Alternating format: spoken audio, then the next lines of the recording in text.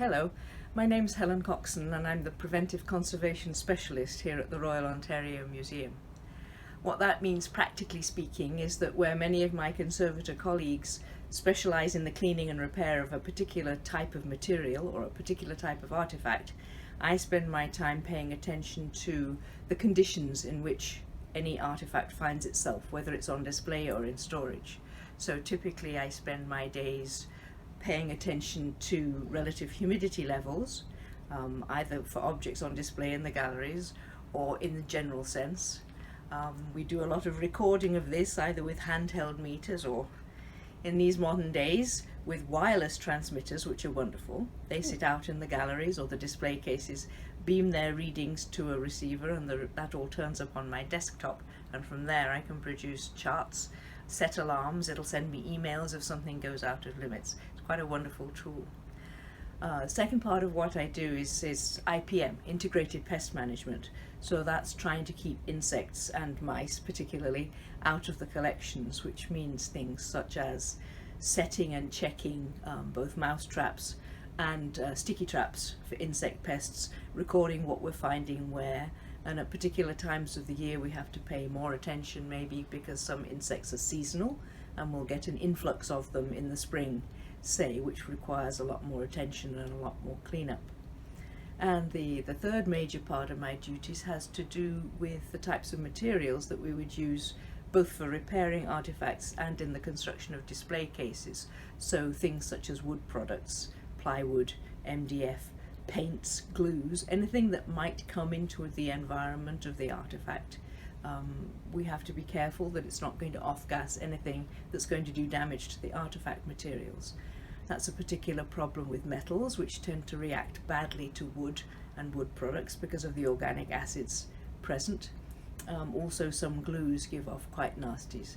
So we have a testing system, main part of which is known as the ODI test, which takes a sample of the material under test and coupons of lead, copper and silver, encloses them in a jar for a period of 60 days and heats them in an oven to encourage any reactions that might take place.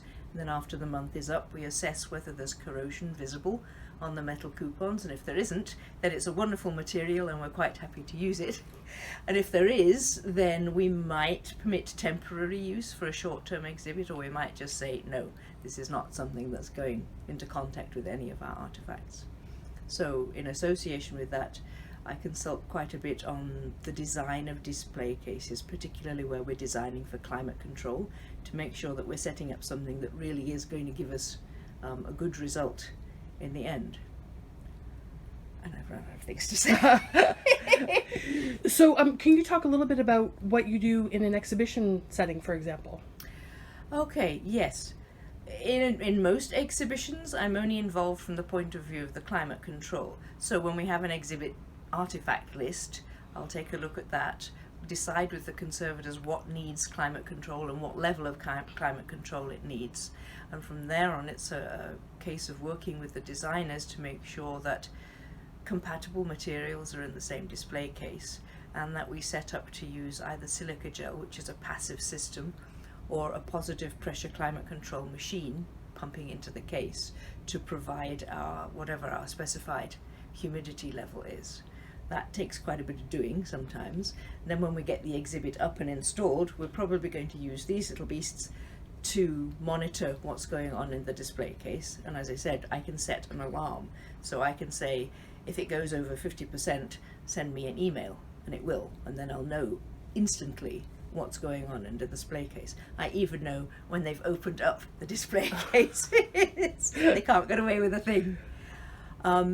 Other than that, I mean, the greater sort of conservation involvement in an exhibit could be the conservation exhibit rep, which means that the conservator concerned is paying attention not just specifically to climate control, but also to how things are mounted, how they're handled, what's going into the display cases, that kind of thing. It's a sort of supervisory role, and the individual conservators would then do the treatment for any artifacts that need it that are going into the display.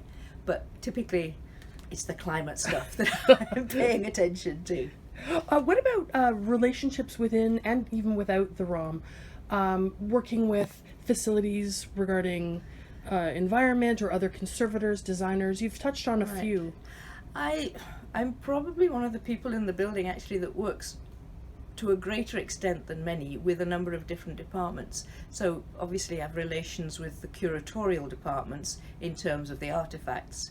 I work a lot with facilities because they're responsible for the overall air conditioning system within which I'm providing microclimates. They're also involved with the pest control as well. Preparators, because they're the ones packing and handling the artifacts. The shipping people sometimes for shipping stuff out. Almost anybody, actually.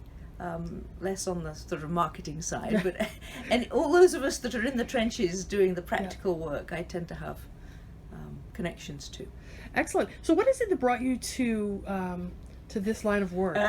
What's your origin story? Oh, well, I started as an archaeologist in the UK, and that somehow led me to an internship here at the ROM in objects conservation more, despite the archaeology background.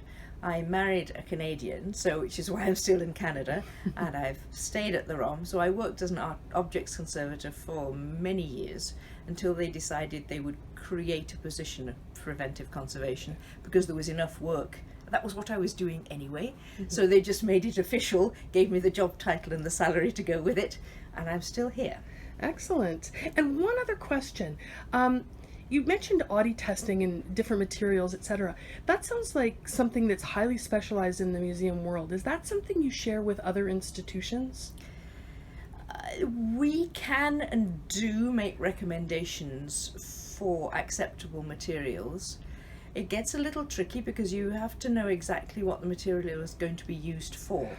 So there are some things that might be acceptable for one particular use in one particular instance, but not necessarily blanket permission. So we do sort of maintain a list of acceptable materials. It's fairly short and generic and basic. Kinds of paints, kind of gasket, that kind of thing. Right, okay. So there is no international database of acceptable paint?